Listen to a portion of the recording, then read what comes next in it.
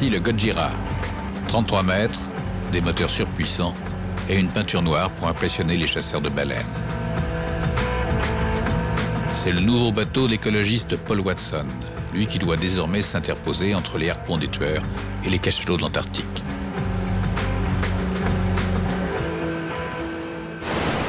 L'ancien bateau, il se nommait Lady Gill, était lui aussi très rapide et surprenait déjà avec ses lignes audacieuses.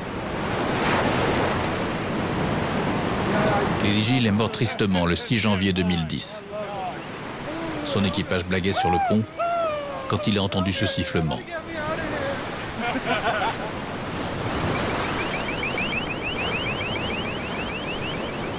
C'était un baleinier japonais.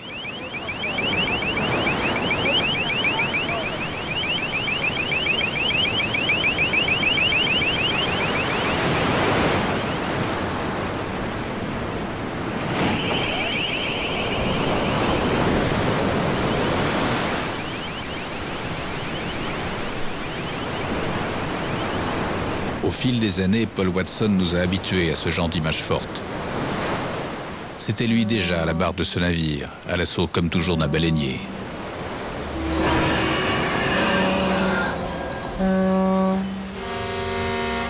Lui encore sur le point de percuter un garde-côte de la marine norvégienne.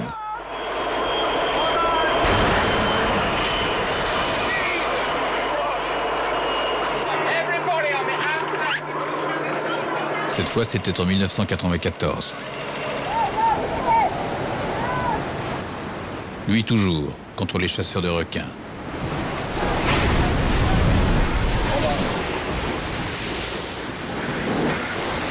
C'est comme ça qu'il agit, Watson. Watson le cogneur. Watson l'écologiste radical.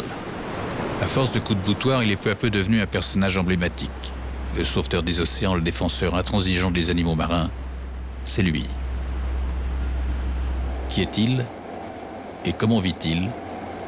C'est ce que nous avons voulu savoir.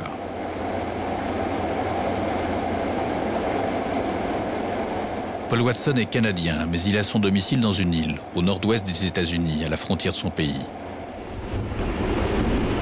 Dans ce paysage froid et lumineux, tout près de Seattle et de Vancouver. L'île se nomme San Juan et la ville dans laquelle vit Watson, Friday Harbor. Bien abritée au fond d'une baie profonde, environnée de forêts, c'est une localité de 2000 habitants, calme, propre, un peu ennuyeuse.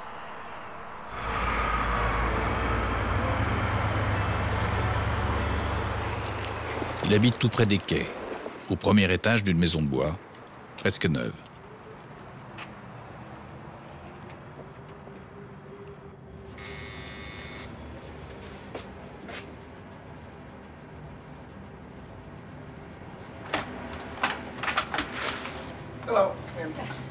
Good morning.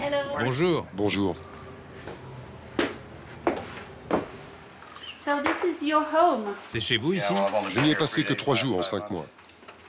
3 days. 3 jours seulement. Only. Oui, c'est peu.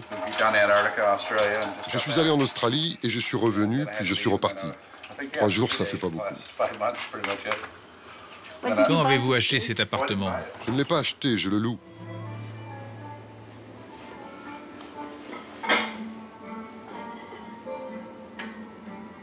Paul, ce jour-là, nous a servi des œufs sur le plat. Une exception, une rareté. Il est végétalien, évite tout ce qui est animal, tout ce qui provient du bétail. Vous savez, 40% des poissons pêchés dans l'océan servent à nourrir du bétail, des cochons ou des poulets. Le problème, c'est que nous détruisons les océans, et le plus grave, c'est l'effet de serre dû à l'émission de gaz provenant du bétail.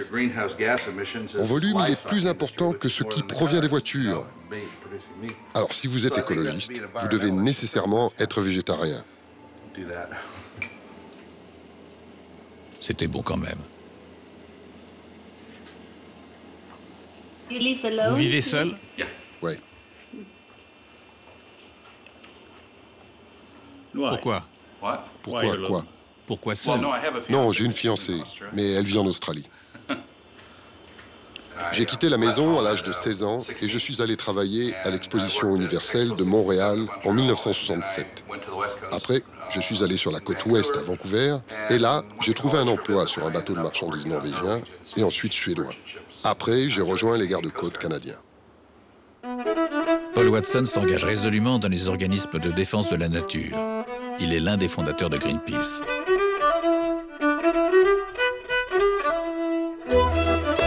C'est le temps des copains qui, presque en riant, vont fonder un mouvement qui va remuer le monde.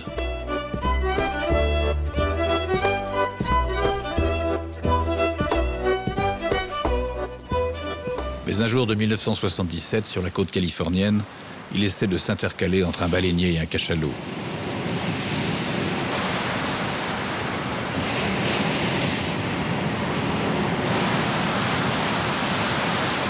Le harpon passe à quelques mètres au-dessus de son embarcation et touche sa cible.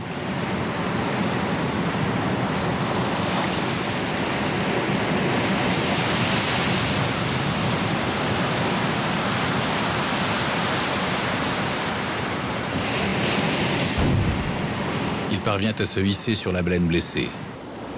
Qu'est-ce que tu vois, Paul? Elle fait quelle longueur? Une vingtaine de mètres. Pendant qu'elle roulait dans son propre sang, j'ai vu son œil. Ce que j'y ai vu allait changer ma vie à tout jamais. J'ai vu qu'elle comprenait ce qu'on essayait de faire. Elle comprenait, mais il y avait autre chose dans cet œil. C'était de la pitié, pas pour elle-même, mais pour nous.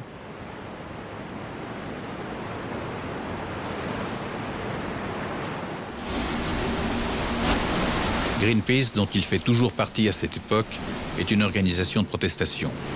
Elle manifeste, témoigne, freine, gêne les baleiniers et autres prédateurs, mais n'agit pas directement contre eux. Ce qu'ils ne supportent plus. Mes amis de Greenpeace disaient « Notre travail, c'est d'être des témoins ». Pour moi, ça veut dire être des lâches. Ça mène à quoi? Vous ne pouvez pas marcher dans la rue et voir une femme se faire agresser et ne rien faire. Vous ne pouvez pas voir un enfant frappé et ne rien faire.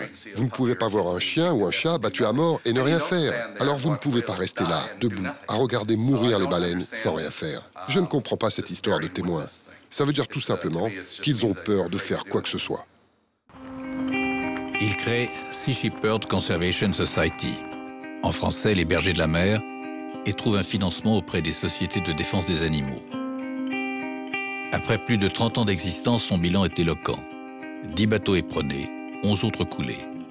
Tous parce que Paul Watson et ses amis ont estimé qu'il violait les lois internationales sur la conservation des océans. Paul, pendant des années, a été le seul à agir ainsi. Les paisibles habitants de Friday Harbor ont dû s'habituer à la présence de leurs voisins pirates.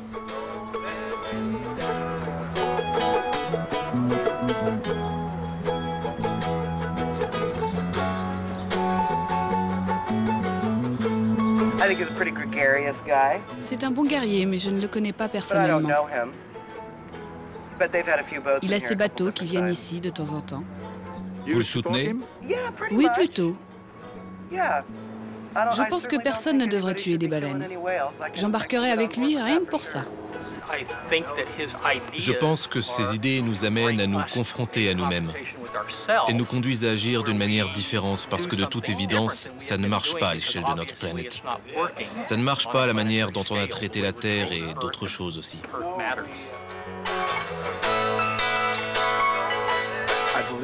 Je crois qu'il faut sauver les baleines, mais je n'approuve pas ces méthodes, parce qu'il met ses équipes, son bateau et lui-même en danger. Or, la première responsabilité d'un capitaine, c'est de mettre son navire et son équipage en sûreté. Malte, été 2010. Point de départ de la campagne de Sea Shepherd nommée Blue Ridge, la rage bleue. Le Stave Irwin, le bateau de Paul Watson, prend la mer et s'apprête à sillonner la Méditerranée. But, contrôler les prises des pêcheurs de thon rouge. Vérifier qu'elles ne dépassent pas les tonnages fixés par les organisations internationales pour que survive l'espèce. C'est cette navigation que nous avons choisi de filmer pour témoigner de l'activité de Sea Shepherd. En prémisse au départ, Paul Watson a demandé à ses proches de se réunir autour de François Quatrefils, un biologiste. spécialistes des milieux halieutiques, et spécialement du thon.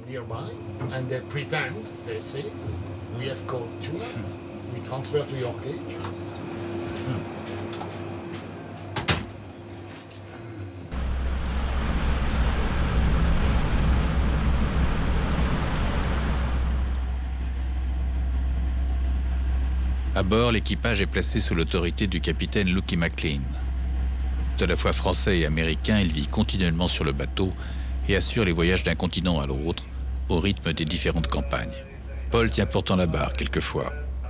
C'est lui qui prend les décisions importantes, mais il laisse la direction du navire au jeune capitaine.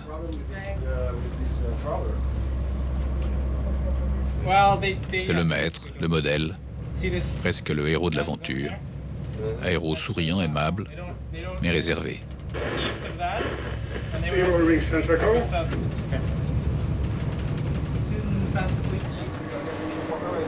L'équipage est composé d'une trentaine de personnes, la plupart bénévoles. 10 nationalités différentes, des Australiens, des Français, une Colombienne, tous fortement motivés.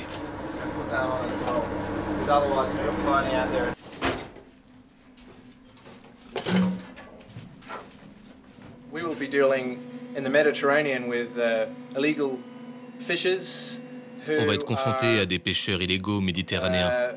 Out to make as much money as they can. Ils sont là pour faire le plus d'argent possible et le plus rapidement possible. Ils sont sans doute dirigés par la mafia ou des réseaux souterrains. Je ne m'inquiète pas trop tant que les choses sérieuses n'ont pas commencé. Ça va être passionnant. Garanti, il va y avoir des sensations fortes.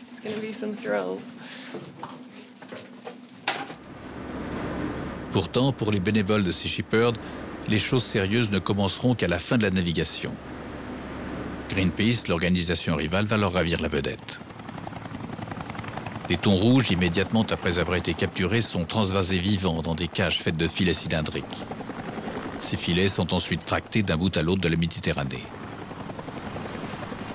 Les thons vont y vivre et y grossir jusqu'à ce que la commande d'un poissonnier japonais n'implique leur abattage et leur expédition à Tokyo ou ailleurs.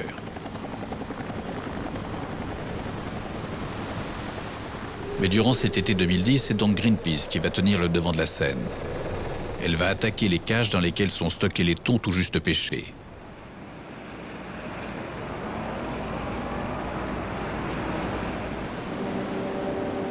Ces militants à bord de radeaux pneumatiques tentent d'abaisser le niveau des filets pour laisser le poisson s'échapper.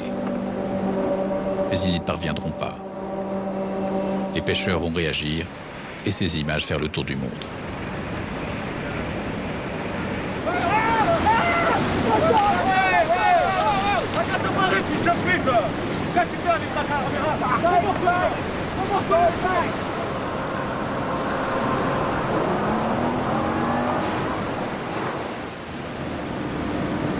Pendant ce temps-là, et au cours des semaines qui vont suivre, Sea Shepherd inspecte les cages et tente, d'abord sans succès, de prendre un fraudeur sur le fait.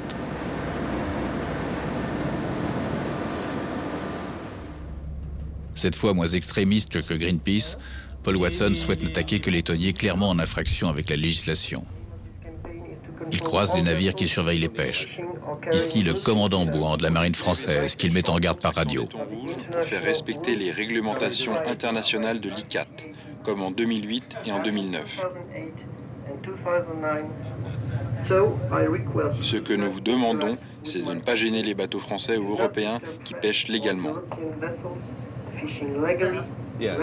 Dis-leur qu'on apprécie ce qu'ils font.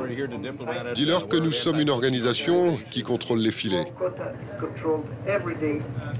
Commandant Bouhan, nous avons bien reçu votre message. Bravo, messieurs, vous faites du bon boulot.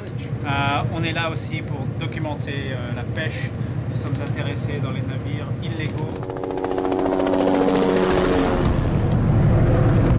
Paul Watson dispose d'un hélicoptère qui lui permet d'avoir une zone de surveillance étendue.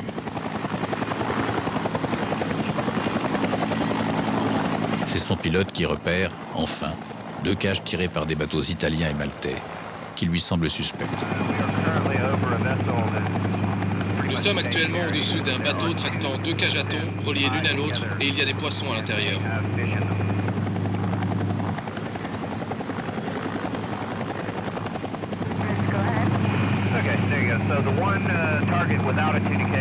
Une de nos cibles qui ne tracte pas de cage est le Cesare Rustico.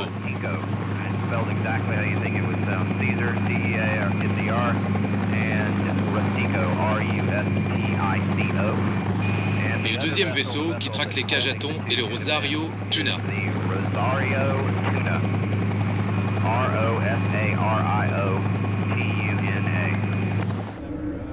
À bord, tout l'équipage écoute les avis de Romain Chabrol, un spécialiste, lui aussi, de la pêche des thons. De ce que nous savons, il est quasi impossible qu'il y ait eu des activités de pêche dans cette zone parce qu'il y a eu une très grosse dépression qui a empêché toute prise de poissons. Il est très probable que les poissons ont été attrapés hier ou avant-hier, c'est-à-dire après la fermeture de la saison de pêche.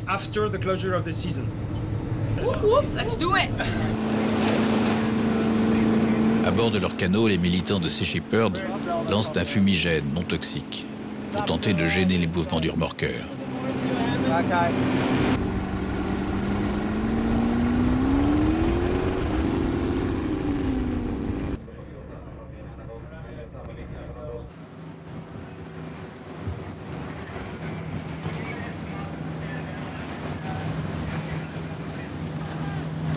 Dans le même temps, le Stave Irwin fonce sur la cage.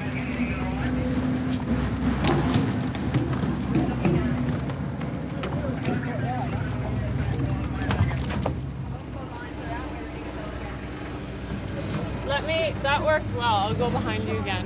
Okay. Look at that. We have this hook. Vous avez vu ça? On a mis des lames sur les grappins. Quand elles seront accrochées dans les filets, elles vont les trancher.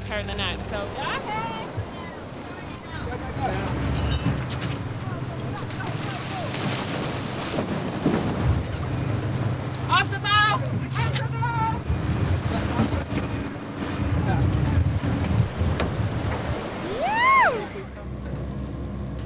What are you going to do about it?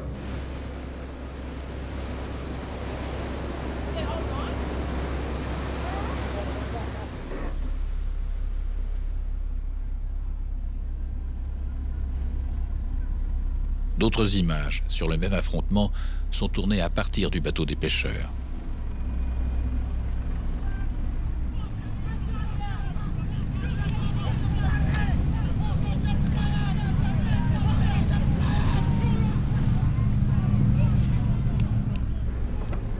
Les Maltais percutent le navire de Watson.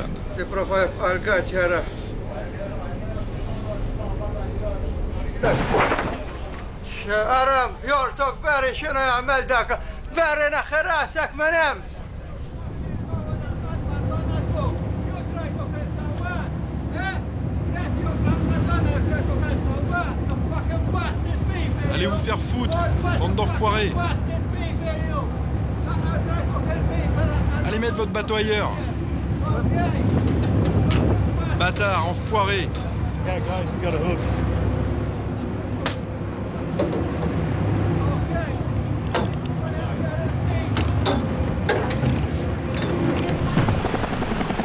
Malgré les grappins, le filet a tenu bon.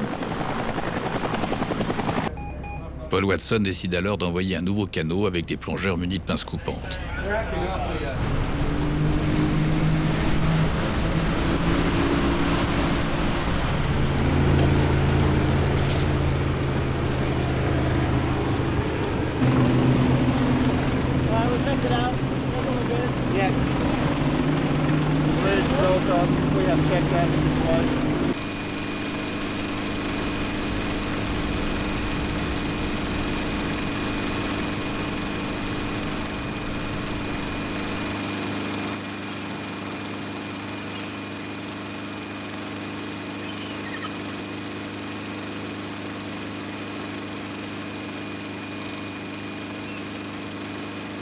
Le filet est détruit. Près de 800 thons s'échappent. C'est la première fois qu'une opération de ce type est réussie.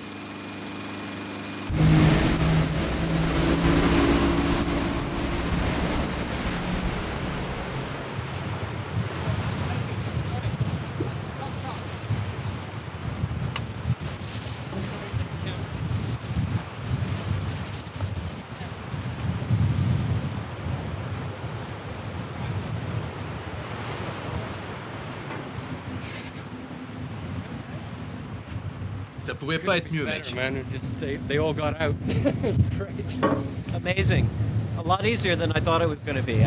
Incroyable.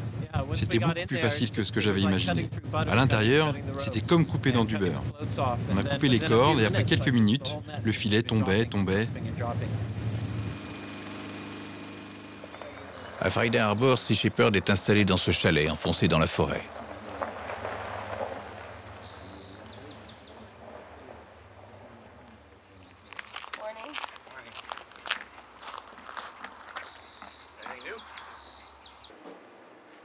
C'est là que sont regroupés les bureaux, les archives, le service de presse surtout.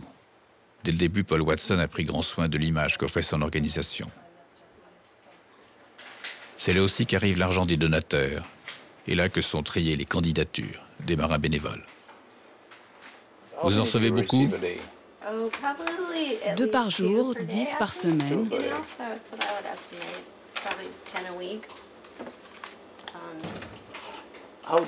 Comment choisissez-vous entre les candidats? Certains ont des profils intéressants. C'est important pour nous qu'ils soient entraînés aux soins médicaux. Mais surtout, on cherche des gens qui peuvent rester 2 ou 3 mois sur les bateaux. Ce qui compte, c'est la passion qu'ils montrent et leur aptitude à rester à bord.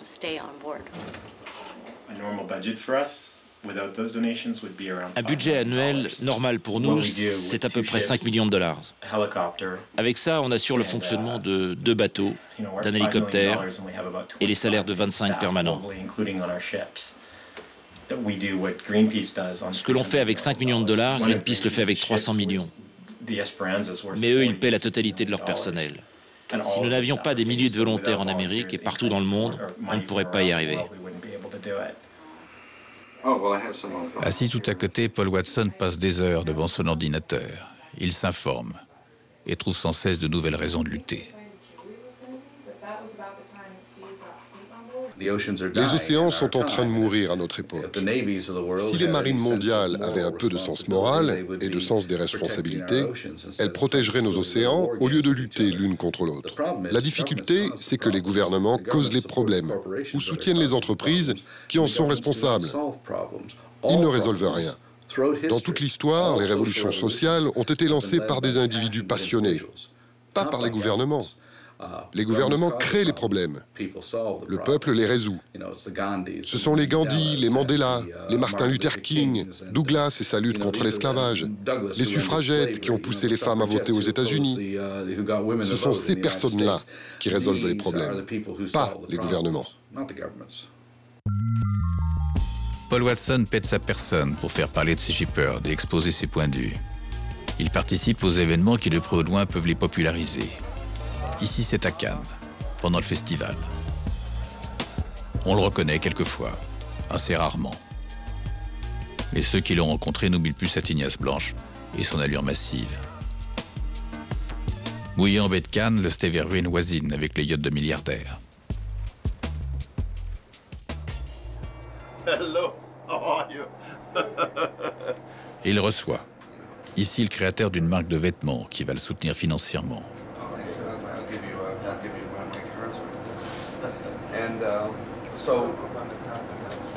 Il accueille aussi des acteurs ou des actrices. Ici encore Michelle Rodriguez, l'une des héroïnes d'Avatar. Hollywood est souvent avec lui.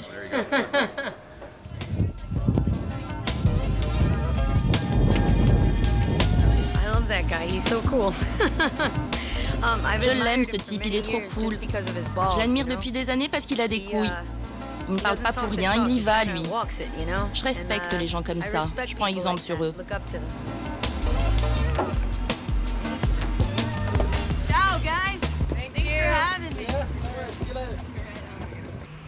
Et il parle, devant toutes sortes de publics, souvent des étudiants. Ce jour-là, à Paris, dans les locaux du Parlement français, au Sénat, il tient une conférence organisée par l'ESSEC Marine, une école. Nous n'avons jamais été inculpés pour aucun crime, et personne n'a porté plainte, pour une simple raison. Nous n'attaquons que des criminels. Et le soir même, devant des sympathisants. Donc en 33 ans, Sea Shepherd n'a jamais fait marche arrière. Et nous ne le ferons jamais.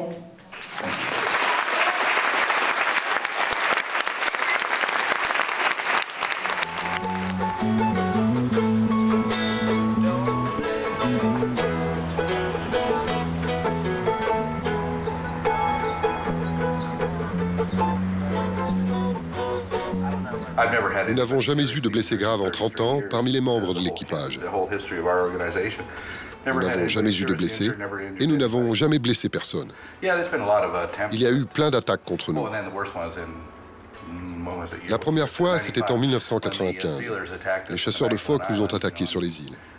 Ils nous ont attrapés et ont essayé de nous tuer. Oui, ça arrive.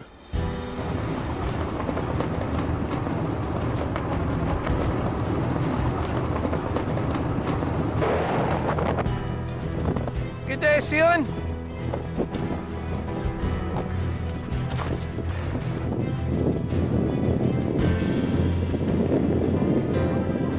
You're being filmed! You're being filmed! Move the fuck! Listen, we're coming back at God! Live in here! Move the fuck! Move the Hey! Get the fuck! Get the fuck! Come on, bitch! Come on, bitch!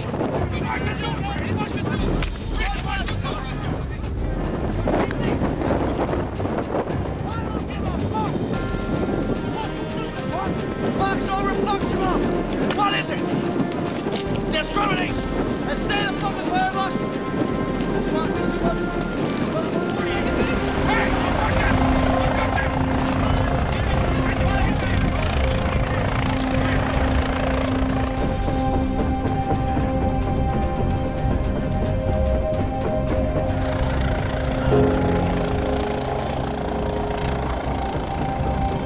Rien ne fait peur à Paul Watson, ni le froid, ni la solitude, ni les coups. Un homme apparemment invulnérable. Avant que nous ne quittions Friday Harbor, les permanents de Sea Shepherd nous ont confié une sorte de film de famille qu'ils avaient tourné et monté. On y voit Paul détendu, entouré de ses proches. Tous mangent des homards, et lui bien sûr, du maïs.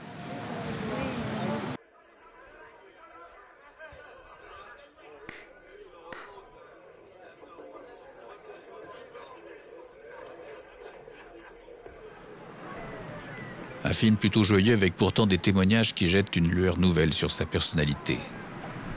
Paul a perdu sa mère très jeune et a très vite été en conflit avec son père. C'est sa sœur qui raconte. Depuis plusieurs mois, ma mère était malade. Un matin, quand je suis allée la voir, j'ai vu qu'il y avait du sang partout. J'ai appelé Paul. Il est venu, mais nous ne savions pas quoi faire tellement nous avions peur. Paul, plus tard, a essayé de la voir à l'hôpital. Il est arrivé jusqu'à sa chambre pour lui parler, mais l'infirmière n'a pas voulu qu'il entre et lui a dit de repartir. Si ce jour on l'avait laissé lui parler, les choses auraient été différentes. Depuis ce jour, quelque chose s'est asséché en lui.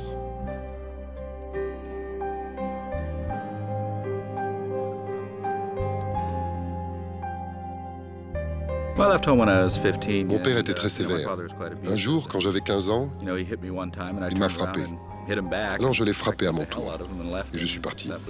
Ça a été mon dernier jour à la maison.